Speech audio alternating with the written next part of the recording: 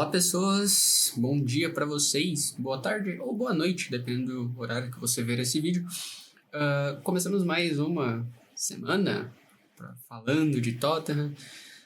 Pelo menos da semana passada do Tottenham, que foi bastante turbulenta em vários aspectos. Então, chegamos hoje para falar de tudo que rolou e projetar as próximas partidas do Tottenham. Claro que antes disso, eu venho aqui, peço mais uma vez e sempre, se inscrevam no canal, deixem um like e comentem o que vocês estão achando dos vídeos, o que vocês estão achando do Tottenham.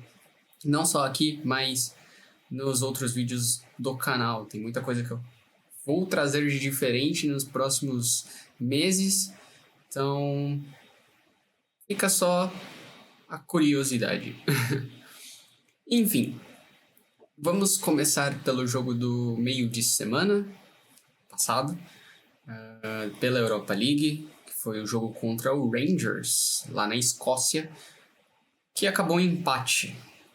Sinceramente, eu não vi muito do jogo, eu vi mais o primeiro tempo, que foi o tempo que eu consegui parar para ver antes de sair para um compromisso.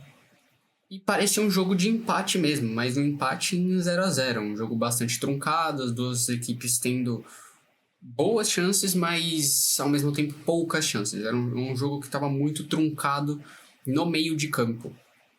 E numa falha defensiva, o Rangers abre o placar, isso já no segundo tempo, e o Tottenham volta a ter que correr atrás do resultado, como tem sido nas últimas partidas. Por sorte, o Tottenham consegue tirar um empate aos 75 do segundo tempo com o Kulusevski. Porém, são mais pontos que a gente perde e vai se distanciando do grupo dos times que vão direto para a fase eliminatória sem passar por um playoff, o que é muito ruim. O Tottenham estava lá nas cabeças e agora já pleiteia estar fora dos 8 que vão direto para a próxima fase. O que eu posso dizer do pouco que eu vi desse jogo? Foi mais do mesmo. Um Tottenham muito apático, um Tottenham defensivamente e ofensivamente muito pouco produtivo, sinceramente. Acho que faltou tudo que a gente já vinha vendo em outras partidas.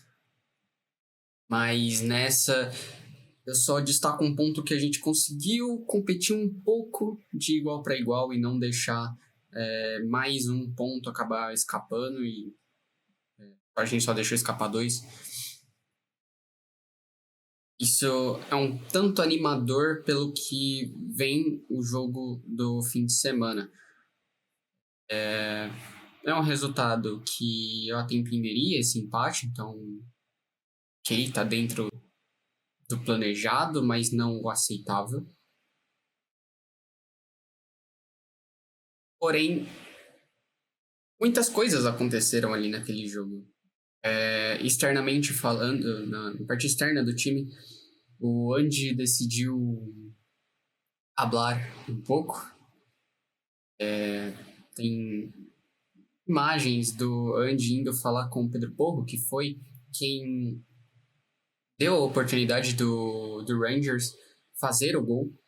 E você vê um certo descontentamento por parte do Andy ao falar com o Pedro Porro, meio que ali gesticulando de forma negativa, provavelmente alguma coisa que ele fez, a posição que ele estava, a forma que ele estava marcando, algo do tipo. Então, a gente sabe também que o Pedro Porro não vem desempenhando tão bem assim já há algum tempo. As minhas críticas a ele é exatamente isso. Parece que o cara esqueceu de jogar futebol depois que ele foi reconvocado pela seleção espanhola. Ele deixou de jogar. Um cara que na lateral direita, qualquer adversário que vem contra ele, está muito fácil passar por ele. É uma marcação frágil. Você não tem um contra um pouco mais bruto ali em cima para de fato, você fechar os espaços do adversário. Então, é justa a cobrança em cima do Pedro Porro. Ah, mas ele deu muitas alegrias pra gente, fez muitos gols, muitas assistências. Mas a gente tá vendo o agora e o agora dele é péssimo. Justifica até um banco de reservas. Mas isso eu vou chegar lá já na próxima, no jogo do fim de semana. Outra coisa que também o Andy decidiu falar, e isso foi na coletiva de imprensa, né, no pós-jogo, foi sobre a atuação do Timo Werner. Olha só quem diria. Dizendo que ele não foi... a performance dele foi bem abaixo, isso é inaceitável. Você viu os outros jogadores correndo e ele muito abaixo, né? Para não falar que ele estava andando, mas muito abaixo, e isso não é justo. E aí o Andy acaba falando tudo isso. Claro que aí acaba tendo um repórter que pergunta, tá, mas por que você usa ele? E aí, pau que bate em Chico, bate em Francisco também. E ele falou, a gente não tem opção. Ou melhor, né? Eu não tenho opção pra colocar outra pessoa no lugar. Então tem que continuar usando. Senão você vai acabar desgastando. Claro, você desgasta o Son, você desgasta o Brennan Johnson, você desgasta o Kulusevski. E sem ter peças de substituição e com muitos jogos em sequência, você vai estourar um desses jogadores. Então você tem que usar o Timo Werner mesmo ele não jogando bem, mesmo ele não treinando bem. E isso até me faz lembrar naquele documentário que teve do Tottenham também, o Mourinho indo falar com o Dele Alli, que ele é um jogador que é muito bom, mas que treina meio a vera, assim, dos jogadores. Tá meio fora de ritmo. Não fora de ritmo, mas fora de sintonia. Que ele não quer treinar. Parecia que ele não queria treinar, que ele... Sabe? Então, olhando isso, o Timo Werner é o nosso Dele Alli de agora. Um jogador bom, né? Péssimo em finalização, mas muito bom pro que a gente espera que ele possa fazer. Mas que existe um desinteresse ali. Pode ser que nos treinos ele esteja mostrando que quer estar no elenco, só que nos 90 minutos ou nos 45 minutos é totalmente diferente. Passando para a partida do fim de semana, do domingo, tipo ontem. A gente vai para Southampton, enfrentar a Southampton, e a gente aplica o 5-0. Detalhe, não é de se ficar feliz, não é de se... Meu Deus, saímos dessa crise. O Southampton é um time que é o lanterna da competição, demitiu ontem também o seu treinador. Defensivamente é um time muito, pelo menos no primeiro tempo, um time que marcava a bola e não os jogadores adversários. Então você conseguia criar espaços, achar espaços com muita facilidade, e o Tottenham explorou isso muito bem. Não é à toa que todo o placar foi construído no primeiro tempo. Os 5 gols foram no primeiro tempo. E então, se você tem um adversário muito frágil, é claro que você vai fazer muitos gols. Muita coisa saiu bem ali, triangulações, viradas de jogo. O Tottenham conseguiu fazer isso com certa facilidade, como se fosse um treino. Só que me dá a impressão de que se fosse contra outro clube, o Tottenham não teria tanta facilidade e teria perdido o jogo. Como o placar foi construído no primeiro tempo, como eu disse antes, o segundo tempo poderia ter sido mais tranquilo. Porque não foi o que a gente viu. O Southampton veio para dentro, controlou o segundo tempo. Eu acho que uma fala do Diniz, eu acho que na época do São Paulo, que ele fala que ganhamos o primeiro tempo, sendo que o time perdeu, né? Ele faz um gol, mas acaba tomando a virada, o jogo acaba 2-1 para o adversário, e ele fala que nos 90 minutos o São Paulo ganhou o primeiro tempo. Nesse caso, o Southampton ganhou o segundo tempo. Jogou muito melhor, veio para dentro, teve muitas chances, e eu ousaria dizer, se fosse em um cenário que vinha acontecendo, um jogo mais parelho, um 0-0, o Tottenham não ter construído o placar logo de início, o Southampton teria muitas chances de sair de lá com a vitória. E aí, mais uma vez, o Tottenham dando pontos para clubes de baixo da tabela. Eu volto a repetir, o Southampton é o lanterna da competição. Um time que está numa fase muito ruim. Então, para eles, sair com os 3 pontos ia ser incrível. Para o Tottenham, um desastre, porque é o segundo time que ele pega na lanterna que ele estaria dando pontos. O outro foi o Ipswich. Mas aí, no caso, o Ipswich, ele dominou mesmo o Tottenham, diferente do Southampton, que só teve o segundo tempo.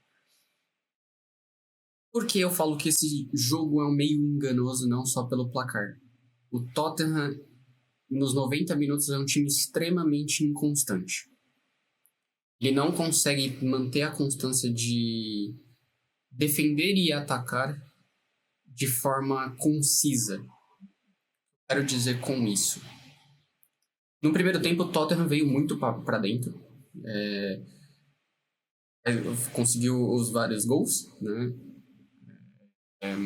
Triangulação muito boa, um ataque muito ágil, muito rápido. Você via uma triangulação de bola muito boa entre os jogadores de frente. A defesa estava muito bem, tudo bem que o Southampton não desceu tanto. O meio de campo dominou o jogo, coisa que a gente não via com tanta frequência. Maddison fez gol, Son fez gol, Kulusevski fez gol, até o Pep Sarr fez gol. Então, mostrava aquilo que a gente viu contra o Manchester City, talvez. Um jogo bem mais propositivo, muito mais assertivo, muito mais direto. Já o segundo tempo vem sendo o reflexo das últimas partidas. Um Tottenham que dá a bola para o adversário ou que não consegue recuperar ela e vê o adversário crescer. Só que você começa a errar passe, você não consegue interceptar a bola, o adversário começa a ter mais chance e parece que o time entra em desespero. Foram poucas as chances que o Tottenham veio ao ataque. O jogo acaba com 16 a 17 finalizações do Tottenham e só 15 foi no primeiro tempo. O Tottenham chega no gol adversário 2 vezes no segundo tempo. Isso é muito pouco. Mas é 5-0. O Southampton nunca iria reverter um placar desse ou até empatar. Eu não duvidaria. Do jeito que estava indo o segundo tempo, o Southampton chega a fazer gol, mas o jogador vem impedido. Mas você mostra que defensivamente o Tottenham deu uma desligada, o meio de campo deu uma desligada. O ataque parou de ser acionado. Claro que o Andy começa a fazer algumas substituições, até para poupar jogadores, porque enfrenta o Manchester United agora no meio de semana. Então, precisou tirar alguns jogadores visando essa partida. Porém, a intensidade abaixou demais. E isso é um tanto perigoso mesmo com um placar de 5-0. Por incrível que pareça. Muito na transmissão foi dito que é a resposta que o torcedor precisava, ou a resposta que o time deu para o torcedor. Eu acho que não. Eu ainda acho que o Tottenham precisa provar que realmente voltou a jogar bem. E talvez a oportunidade perfeita seja agora contra o Manchester United, um time que vem bem, um time que está embalado e é um time que é grande dentro da Inglaterra, até fora também. Então, necessariamente, esse jogo vai mostrar o que a gente realmente, a resposta que a gente precisa. Se o time tá bem, se voltou a performar do jeito que a gente espera, porque se a gente pegar esse reflexo do jogo de ontem contra o Southampton e colocar no jogo, projetar para o jogo contra o Manchester United pela Copa, se o Tottenham joga muito bem no primeiro tempo e consegue, sei lá, fazer 2 gols, pode ter certeza que a gente vai tomar um 3-4-2 no segundo tempo, porque foi... A intensidade até vendo o jogo do Manchester United contra o City é totalmente diferente. E é um time que é muito mais assertivo do que o Southampton. Então, capaz que a gente sofra bastante. Para fechar, eu acho que as atuações do time no primeiro tempo foram excelentes. Son jogou muito bem, com boas assistências. Madison fez gol, e assim, gols incríveis. Pep Sarr também acabou marcando o seu gol. Uma coisa interessante nesse jogo, jogou Pep Sarr e Bergvall na linha de meio de campo, né? Geralmente é Pep Sarr e Bissouma, como indo bem pra fora, seria a dupla óbvia. Mas aí o Andy opta por colocar o Bergvall, que foi muito bem. Embora no segundo tempo, como todo time, errou muito passe, não estava marcando direito. Claro que a perna também cansa, mas 45 minutos inteiro do segundo tempo, o time praticamente não fez nada. Jogou muito mais abaixo. Solanke, mais uma vez, muito apagado, o que não sei se esquisito ou normal, já não dá para saber mais. De que a gente se mal acostumou com tudo que a gente via do Harry Kane, fechando aquela dupla com o Son. Então, qualquer centroavante que entrar agora vai ter essa cobrança, vai ter essa comparação, mas o Solanke, mais uma vez, não apareceu muito no jogo. Esperar que talvez uma hora o golzinho dele saia, quem sabe agora contra o Manchester United. Bom, para os próximos jogos, né, como eu disse, a gente pega o Manchester United em casa. A gente vai jogar com o maior tom da torcida a nosso favor. Então a gente vai jogar no Tottenham Hotspur Stadium.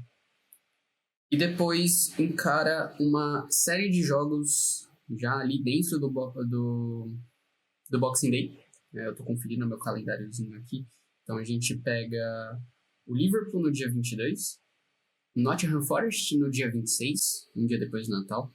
29, a gente joga contra o Wolverhampton em casa. E depois, dia 4, contra o Newcastle, também em casa. Então, a gente vai pegar 4 jogos seguidos de Premier League dentro do Boxing Day. Vão ser partidas bem complicadas. Eu destaco o jogo contra o Liverpool, logo em seguida do jogo do Manchester United. Então, é um jogo muito importante para o Tottenham. Se ele ganha, você talvez tendo acabado de desgastar muitos jogadores num jogo extremamente difícil de Copa, de jogo único. Você vai pegar o atual líder da competição, que está jogando muito bem, embora tenha empatado contra o Fulham por 2-2, mas foi buscar o resultado. E depois, jogos medianos e de difícil calibre. Então, você tem o Nottingham Forest, é um time muito interessante, é um time que já está ali nas cabeças da Premier League. Wolves tá no mais ou menos, tá no sobe e desce, ainda não conseguiu achar uma constância, mas é um time que a qualquer momento pode despontar, tanto para cima como para baixo. E o Newcastle, que a gente sabe, a gente não joga bem contra eles, principalmente no estádio deles, mas em qualquer ocasião, jogar contra o Newcastle é um jogo muito complicado. Então, vai exigir um pouco mais de cuidado do Andy e companhia para ganhar esse jogo. Quanto, talvez, janelas de meio de ano, agora mesmo, no fim de ano, não acho que o Tottenham vai contratar ninguém, embora precise. Daniel Levy não vai abrir mão do seu dinheirinho e isso vai complicar bastante a gente no meio para frente da temporada. Então, vamos esperar aí que de repente a gente pode ter surpresas. Alguns jogadores ainda precisam voltar de lesão, que é o caso do Richarlison, que é o caso do Romero e do Van de Ven. O Dober, que a gente ainda espera muito que ele volte, porque é um jogador que quando estreou muito bem. Então, é esperar essa galera voltar. Mickey Moore é outro também, que é uma joia dentro do Tottenham e também se machucou. É esperar que esse cara volte para a gente ter um pouco mais de jogadores dentro do elenco para poder fazer uma rotação melhor e não desgastar peças tão importantes como o Madison, o Kulusevski, o Son, e não prejudicar o resto de temporada. Mas é isso, eu fico por aqui. Um beijo E nos vemos numa próxima, ali perto do Boxing Day. Então a gente vai ter jogo um atrás do outro. E eu vou tentar condensar tudo de uma vez só, ou ver o melhor jeito. Mas é isso. Um beijo e tchau. Até a próxima.